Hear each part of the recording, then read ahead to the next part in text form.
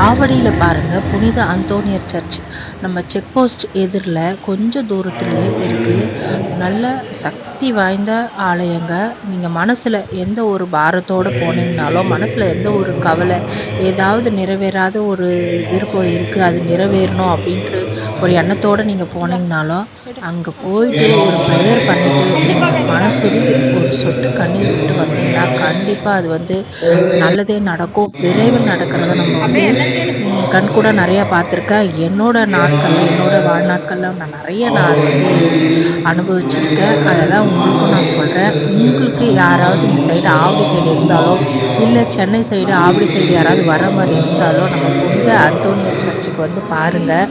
கண்டிப்பாக நல்லதே நடக்கும். மனசில் எந்த கவலையும் இல்லாமல் வரும்போது நீங்கள் வேதனையோடு வரலாம், போகும்போது எந்த கவலையும் இல்லாமல் போகலாம். நீங்கள் அந்த அளவுக்கு ஒரு ஆத்ம திருப்தியும் நிம்மதியும் கொடுக்குங்க.